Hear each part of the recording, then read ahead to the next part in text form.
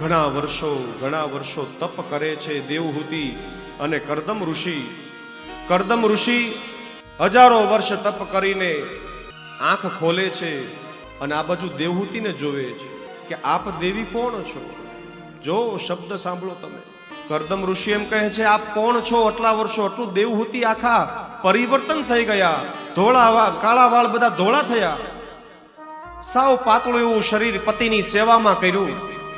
અને પતિ પત્નીના જીવનની અંદર જો વિશ્વાસ ન હોય ને તો એ નિશ્વાસા નાખે છે આખું જીવન. સેવા પરાયણ, પત્નીને સેવા પરાયણ કીધી છે કે દેવી તમે કોણ છો? હવે આ કળિયુગનો પતિ કરદમ ઋષિ બોલ્યા હોય તો કળિયુગનો તમે કોણ છો તો કેટલું આવ્યું બને એનું. કરદમ ઋષિ ખૂબ તપ કરે છે. દેવહૂતિએ પોતાનું શરીર આખું સાવ એટલે સાવ સૂકવી દીધું પતિની સેવાની અંદર, સેવા પરાયણ થઈને. સેવા એવી કીધી છે, બોલો કૃષ્ણ કનૈયા. સમય એવો છે કે દેવહૂતિએ એના પતિ રૂપી એની જે સેવા કરી છે, પણ કળિયુગની સેવા એવી છે કે થોડીક વાર માથું દબાવી દઈએ ને પછી ધીરેકથી કહીએ કે ઓલી પેલી સાડી જોઈતી લઈ લેવી છે ને આપણે, એવી સેવા નથી કીધી. યાદ રાખજો, એક પ્રેમની સેવા. એ તત્વ.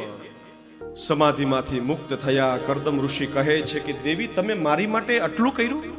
તમે ભલે મનુ શત્રુપાની સંતાન છો, આટલું રાજપાટ છોડીને આવ્યા છો, પણ તમે આ જંગલના જોગીની સાથે તમે ભળી ગયા અને આખી જિંદગી તમે સમર્પિત કરી.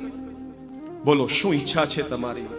દેવહૂતિ કહે કે હવે તો મારું શરીર જીર્ણ થયું છે, હવે તો હું શું થાય?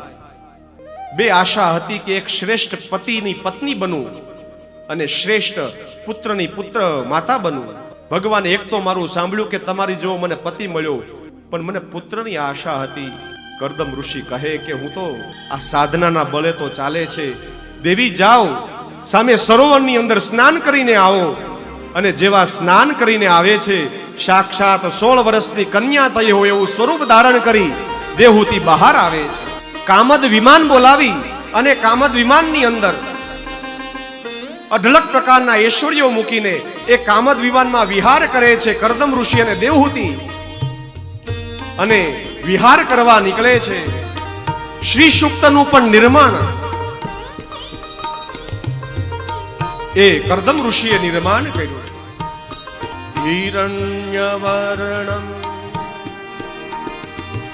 હિરણ્યવર્ણ સમૃદ્ધમ વિશ્વતો મુખમ હિરણ્યવર્ણામ હરણિમ સુવર્ણરજસામ ચંદ્રાબિમ લક્ષ્મીમ જાતવેદુ મહાપવઃ. શ્રી સૂક્તનું નિર્માણ, કામદ વિમાન ચાલે છે અને બધું દેખાડતા જાય છે. સૃષ્ટિનું પરિભ્રમણ શરૂ કર્યું. આગળ જતા 9 કન્યાને જન્મ થાય છે અને પછી એક બાળક સ્વરૂપનો જન્મ થાય છે. એ બાળક ભગવાનનું પુંજ હતું. બોલો કપિલ મહારાજ કી જય, કૃષ્ણ કનૈયા લાલ કી જય.